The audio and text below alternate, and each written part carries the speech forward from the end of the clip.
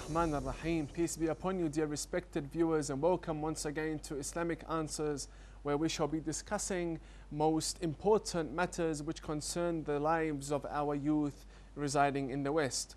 When we take a look at matters concerning jurisprudence, many of our youth wonder whether they are halal or haram, whether they are permissible or prohibited for us to undertake and perform within our daily lives.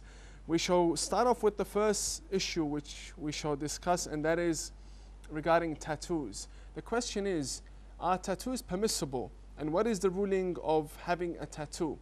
In reality, and to break up this idea of placing a tattoo onto the body of the human being, whether it be for fashion or for any other reason, for love, for fashion, someone wants his mother's name. Let's say the ruling for this itself is permissible. Having a tattoo itself is permissible. However, there are matters surrounding it which do make it not permissible anymore. There are two types of tattoos, and for us to have a global understanding and overall understanding of this matter, we need to take all of its aspects into consideration. There are two types of tattoos. The first type is a type that goes beneath the skin, and the second type is the type that goes above the skin. Now, what do I mean by this? If we were to go back to our countries, let's say if we live in the UK or USA or Australia or in Europe, we won't find these. But if we were to go back to our original countries, let's say Iraq, Pakistan, Afghanistan, we would find elderly people with tattoo marks on their bodies. These type of tattoos will remain on their bodies until the last moment of their lives. In other words, they will remain with them until they pass away. Therefore, we know that there is one type of tattoo that will remain there forever.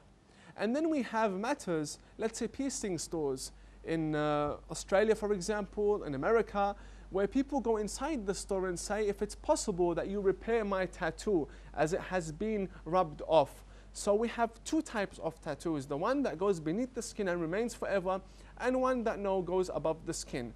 The one that goes above the skin is in reality an obstacle between the water of the wudu and the person, the actual body of the person. So it blocks the water from touching the body, just like any other sort of ink we have. So the one that goes above the skin, we have no reason to discuss that. That is 100% haram and blocks the water from entering the skin for wudu and for ghusl. Therefore, that there is invalid for us to have such a tattoo. However, the second tattoo, which is the halal one, the one our fuqaha and our jurists always refer to, and that is the one that goes beneath the skin. That one itself is halal. However, there are certain conditions that make it halal.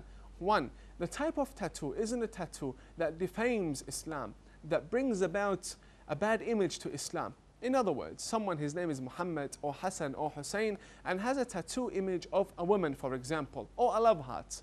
These images that do not suit the name Muhammad or the name Hassan or Hussein.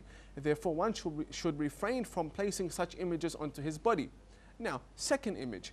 The second image which makes the tattoo haram is images which sexually arouse the desire of someone else, placing explicit images onto the human body. Three, images which are considered an insult to the imams, for example, tattooing the image of the imam or the sword of Imam Ali alayhi salam. Imam Ali alayhi salam is higher than us tattooing his sword onto our bodies and bench pressing with it in the gym. Therefore, one needs to be very precautious when it gets to these matters. The names of our ma'soomeen, the 14 ma'sooms, also should not be placed on the body of the human being. Why? Because the human being cannot assure himself purity 24/7. There will be a time where the human being will be in need of performing ghusl, which means his body is najis. The inner being of his body is najis. Therefore, him needed to perform ghusl. Until that ghusl is performed, he is considered najis. And with the name of the imam placed on his body, that there will be problematic. And therefore, the Islamic ruling here would be that no explicit images, no images that defame Islam, no images that bring a shame to Islam or arouse sexual desires, no images that would spread immoral corruption to the person looking at them or gazing onto the actual picture.